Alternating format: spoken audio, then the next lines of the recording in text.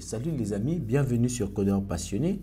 Nous continuons avec notre formation. Dans cette vidéo, nous allons travailler sur la soumission de notre formulaire. Si vous êtes ici pour la toute première fois, vraiment considérez de vous abonner. Ici, nous parlons du code et vous allez apprendre des astuces et des techniques pour développer des solutions web.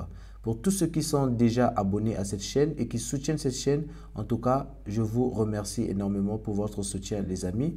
Et dans cette vidéo, comme toujours, vous ne serez pas déçus. Vous allez apprendre des astuces qui vont vous permettre de gérer les images, de gérer la soumission de formulaires qui vient avec des images, etc. Donc, sans plus tarder, on se rend au niveau de notre éditeur de code. Alors, les amis, pour commencer, je vais donc travailler d'abord sur le contrôleur. Ensuite, je vais revenir au niveau de l'interface pour faire le branchement. Donc, on se dirige au niveau de étudiant contrôleur. Et ici, nous allons donc commencer donc par créer une méthode que je vais appeler store. D'accord? Dans cette fonction, on va récupérer le paramètre request. Et ici, nous allons commencer. On va créer une variable que je vais appeler validateData. Et là, je vais tout simplement faire ma validation. Donc, request validate. OK? Et ici, je vais lui dire, écoute, le nom va être obligatoire. Donc, required. Je vais tout simplement dupliquer tout ça et je vais commencer par changer. Donc, le prénom également, le sexe également, l'âge également doit être required. Et puis, quoi d'autre? Nous avons le niveau scolaire. Donc, le niveau scolaire doit être required et le niveau scolaire doit également exister. Donc, le niveau scolaire qu'on va envoyer, l'identifiant qu'on va envoyer doit exister dans la table niveau scolaire avec S parce que la table niveau scolaire, c'est avec S. OK?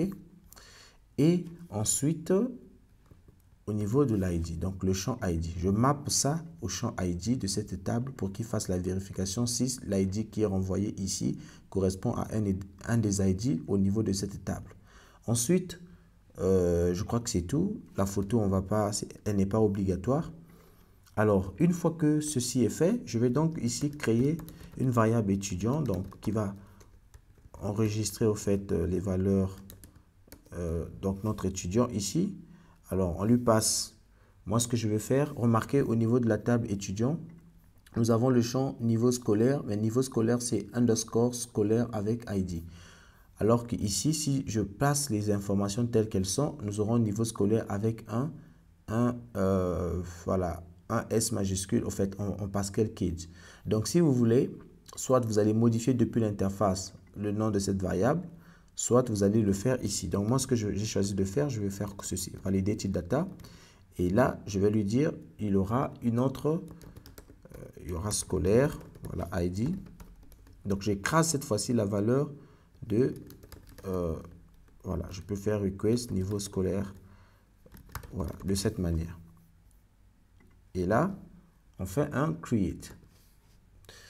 Donc, validateData, oui, niveau scolaire, request, niveau scolaire. Alors, on va voir le problème, c'est parce qu'on n'a pas mis un point virgule ici. Donc là, nous avons notre étudiant qui sera créé. Et une fois que l'étudiant est créé, ben qu'est-ce qu'on va faire? On va tout simplement faire une vérification si la photo existe. Donc, on va dire if request, il y a une fonction as file photo, d'accord? Donc, si la photo existe, en ce moment, on a aussi également la possibilité d'utiliser juste file photo et puis on peut dire la méthode isValid. IsValid, c'est pour dire est-ce que la photo a été envoyée correctement, elle existe. Donc, vous avez deux façons de vérifier qu'une image a été transmise. Donc, vous avez le nom de la variable qui va contenir l'image de l'autre côté du client que vous allez mettre ici à l'intérieur de file. Donc, ça, c'est également valable. Ça va marcher pour les deux cas. Donc, si la photo existe, alors si la photo existe, qu'est-ce qu'on doit faire? On doit enregistrer la photo. Donc, je commence par récupérer le nom de la photo. Donc, je fais un file name. Je vais tout simplement dire request. OK, je peux faire request directement photo. Alors, étant donné qu'on va faire request photo un peu on va l'utiliser à plusieurs endroits. Je vais créer une variable photo comme ceci. Et là, je vais faire request, au lieu de request photo, je vais juste faire photo. OK. Photo, get client. Donc, get client original. C'est ça la méthode original name. Il va récupérer le nom de notre image. D'accord? Ensuite, je fais un file path. Donc, ici, je vais récupérer le nom de la photo. Donc, ici, je vais récupérer plutôt le chemin de la photo. OK? Donc, je vais faire photo store as. Donc, je vais l'enregistrer. Je vais l'enregistrer dans le dossier photo. Et quelle est la photo? Avec quel nom? Avec le nom file name. Alors, à ce stade, on a deux possibilités. On pouvait également utiliser le nom de l'utilisateur qu'on devait annexer à la photo. Je pense que c'est beaucoup plus pratique comme ça. Vraiment, ça dépend que de nous. On pouvait créer ici nos propres noms. Par exemple, le nom, on pouvait prendre juste le nom et le prénom. On le concatène. On enlève les espaces, etc., etc. Mais bon, ici, moi, je vais juste garder le nom du fichier. Vous pourrez le faire à vous. Si vous voulez le faire, faites quelques petites recherches, vous allez voir. Mais ce n'est pas compliqué. Vous prenez juste le nom et le prénom. Vous enlevez les espaces, vous trimez et puis vous concaténez. Ça vous fait un nom de fichier, quoi. Ou bien vous remplacez partout, il y a des espaces par underscore. Ça vous fait un nom du fichier. Alors, nous avons ici public. Donc, en faisant ceci, Laravel va récupérer l'image et il va l'enregistrer à l'intérieur d'un dossier photo. Et ce dossier photo sera enregistré dans le driver public. J'avais, je crois, déjà expliqué ça dans l'une de mes vidéos des autres playlists. Mais juste pour récapituler, vous avez ici, au fait, si vous remarquez, au niveau de storage, alors, je vais faire ceci. Donc, vous avez au niveau du fichier config là, vous avez ici la driver file system. Et dans le file system, vous avez plusieurs disques. Vous avez le disque public. Le disque public, c'est tout simplement un disque qui pointe sur le dossier storage. Donc, c'est juste un fichier, un dossier qui sera enregistré dans le dossier storage à l'intérieur de app. Et puis, il y aura un dossier public qui sera créé ici. Donc, tout ce que nous allons enregistrer avec le disque public viendra à l'intérieur de storage app et il y aura un dossier public là. C'est ce que j'ai signifié ici. Utilise le disque public. Et ça, c'est le nom. Et ça, c'est le nom du dossier dans lequel j'aimerais qu'il enregistre toutes ces images-là de profil de nos utilisateurs. Donc, il va l'enregistrer et il va finalement nous renvoyer le chemin où se trouve notre image. Donc, nous, on va récupérer ce chemin. Par la suite, donc, on récupère notre étudiant, l'étudiant qui a été créé ici. On va tout simplement mettre à jour sa photo. Et la photo de l'étudiant sera égale à file path. OK? Donc, file path. Voilà. Ensuite, on va tout simplement dire étudiant save. Donc, on met à jour notre étudiant. Avec ça, une fois qu'on a fait ça, les amis, tout ce qu'il nous reste à faire, c'est de dire return, redirect back. Voilà. Donc là, on a fini avec notre contrôleur. On enregistre. On va cette fois-ci dans le fichier web.route, on va créer ici notre route. Donc post étudiant, on appelle la fonction store et ici on fait étudiant store. On enregistre, on vient au niveau de notre envie de commande, on va faire PHP artisan optimize. Voilà. Comme ça, il va considérer les mises à jour au niveau de notre fichier web.php. Je vous avais dit, à chaque fois que vous travaillez avec Ziggy, quand vous faites des modifications ici, rassurez-vous que vous avez fait un PHP Optimize. Donc là, les amis, notre contrôleur est déjà prêt. Donc tout ce qu'il nous reste à faire, c'est au niveau du client maintenant. Il ne nous reste plus que à envoyer les données au niveau de notre route que nous venons de créer. Donc je reviens au niveau du client. Et ici, je vais donc dans la méthode soumettre. C'est ici où le tout va se jouer. Donc, à l'intérieur de la méthode soumettre, il n'y a vraiment rien de compliqué parce que nous utilisons ici notre utilitaire de formulaire. On va tout simplement l'appeler form. Et on va lui dire post. On va lui passer donc la route que nous avons créée là-bas, étudiant.store. Et voilà, les amis, devinez quoi? C'est tout ce qu'on a à faire. Et à l'intérieur, nous avons deux méthodes magiques que nous allons utiliser en Success. Hein? Je crois que vous avez déjà pris l'habitude avec ces méthodes. Et on a finalement on. Donc on Success qui nous renvoie une page. Et puis on a on error. Voilà. On error. Ici, ce sont des erreurs qui sont renvoyées. Et j'aimerais lorsque c'est on success, eh bien qu'il y ait un message de succès qui s'affiche. Donc je vais faire import use swal. Donc soit erreur ou soit success, j'ai besoin des deux. Donc use swal error. Voilà. Et ici, on va tout simplement dire use swal success. On va lui dire étudiant ajouté avec succès. OK? Et ici, ça sera un use swal error. On va lui dire une erreur s'est produite. Voilà. Donc là, les amis, la soumission se résume à ça. Comparé à ce qu'on avait au niveau de notre... je vous montre rapidement la soumission qu'on avait au niveau du fichier, au niveau du niveau scolaire. Vous remarquez qu'au niveau du niveau scolaire, notre soumission, on a utilisé inertia post, il fallait mettre les paramètres à renvoyer, etc. Par contre, ici, avec l'utilitaire de formulaire, c'est beaucoup plus rapide, c'est beaucoup plus simple. OK?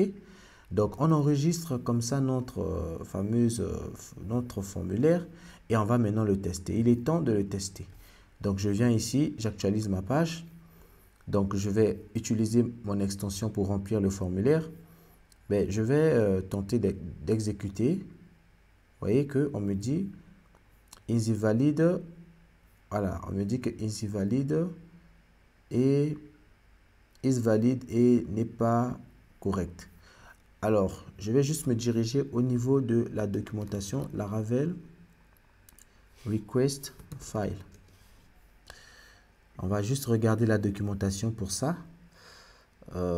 Retrieving uploaded files as a file. Je crois que c'est file is valid. C'est is valid, ouais, c'est ça. Request file is valid. Donc, on revient au niveau du contrôleur. Les amis, c'est pas grave. On va pas se mordre en tout cas les dents à cause de cela. Je sais pas pourquoi est-ce que le truc ne répond pas, mais as a file aussi va tout simplement faire l'affaire. Donc, en réalité, notre étudiant a été créé. Alors, moi, ce que je vais faire ceci, les amis. Lorsque l'étudiant, je vais débuter une transaction. Je ne vous ai jamais introduit ça, mais je vais vous expliquer à quoi ça sert. Voilà. Remarquez tout à l'heure, nous avons rencontré une erreur à ce stade, mais cette ligne a déjà été exécutée. Ce qui signifie que concrètement, notre étudiant existe déjà au niveau de la base de données, mais après, il a rencontré cette erreur. Moi, je n'aimerais pas ça. J'aimerais que tout ceci, je vais le mettre dans une transaction. Donc, la transaction, qu'est-ce qu'elle va faire? La transaction, elle va exécuter un ensemble de requêtes. Donc, toutes les requêtes qui seront exécutées à l'intérieur. Si jamais il y a une erreur qui se passe, eh bien, qu'est-ce qu'elle va faire? Elle va tout simplement faire un rollback. Donc, tout ça, je vais couper tout ça. Je vais le mettre dans des try catch. OK? Je colle ça. Et ici, je fais un catch. Ne vous embrouillez pas, je vais vous expliquer ce que ça veut dire, tout simplement. Catch, c'est quoi ça? Parfait, exception. On va importer ce package. Et voilà. Donc, si vous venez au niveau, là, vous tapez juste Laravel transaction, db transaction. On va vous montrer, il y a plein d'exemples où vous pouvez utiliser ça. Par exemple, là, vous voyez, vous faites la transaction, vous commencez, voilà, return, etc., etc. Moi, j'utilise les transactions surtout lorsque j'aimerais, par exemple, ici, lorsque j'aimerais faire un certain ensemble de choses Donc, lorsque j'aimerais au fait tout simplement travailler, je vais exécuter beaucoup de requêtes et j'aimerais que toutes ces requêtes-là s'exécutent normalement. Et si jamais il y a une erreur avec une ligne de code quelque part, eh bien que l'ensemble des autres requêtes-là ne soit pas exécutées. Comme ça, je garantis au fait la consistance des données au niveau de la base de données. Donc là, les amis, on va juste sortir le DB transaction là à l'extérieur et on va exécuter tout ce qui est là. Bon, je pense que ça peut rester à l'intérieur. Je trouve, ouais, ça peut rester à l'intérieur. On commence la transaction et puis on fait un commit. Si jamais il y a une erreur, on fait un rollback. Donc, c'est le rollback au fait qui va venir tout simplement annuler tout ce que nous avons essayé d'insérer au niveau de la base de données. Donc, si jamais je reviens ici, je remets l'erreur qu'on avait là. OK. Remarquez, alors, je laisse là. Là, j'ai déjà corrigé, mais si vous remettez les choses telles qu'elles étaient et qu'on essaie d'erroner, vous allez voir que l'étudiant ne sera pas enregistré cette fois-ci. Utilisez les transactions pour garantir le fait que lorsque vous voulez exécuter des requêtes, hein, plusieurs, parce que là, il y a une requête, là aussi également, il y a une autre requête qu'on veut faire. Mais il se peut que la deuxième requête, imaginez que l'utilisateur envoie un formulaire avec une image et que cette image-là doit normalement être insérée.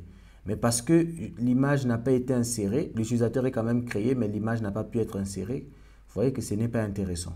Parce que c'est une action qui est commune. Donc, on doit en fait exécuter les deux parce qu'il y a eu l'image qui a été fournie. Quand l'image n'est pas fournie, ben, on ne fait rien. Mais quand c'est fourni, il faut que l'image soit insérée. Donc, la transaction va tout simplement se rassurer que si, par exemple, il y a une erreur qui se produit quelque part, eh bien, il fait un rollback. Donc, il annule toutes les modifications qui ont été faites. Donc, comme ça, on aura vraiment des données qui seront correctes. Donc là, j'actualise. Ici, je vais juste faire bon vie et puis je vais remplir le reste. Bon, on va faire Aspernatus. C'est le nom de l'étudiant qu'on va enregistrer. Je clique sur. Donc, je peux également prendre une image. Voilà. Je clique sur soumettre. Donc là, on me dit étudiant ajouté avec succès. Si vous venez ici, vous allez voir que Aspernatus a été ajouté. Nous allons modifier la partie visibilité de l'image ici tout à l'heure. Mais déjà, vous remarquez que lorsque nous avons enregistré, je vais enregistrer un autre étudiant, je clique là, vous remarquez que le champ n'est pas réinitialisé. Donc ici, je vais utiliser toujours mon helper. Donc à l'intérieur de onSuccess, je vais tout simplement faire form.result. Donc le result là, c'est une fonction qui vient lorsqu'on utilise, le useForm. Donc ici, useForm, donc notre variable ici, on peut appeler la fonction result, il va réinitialiser le formulaire.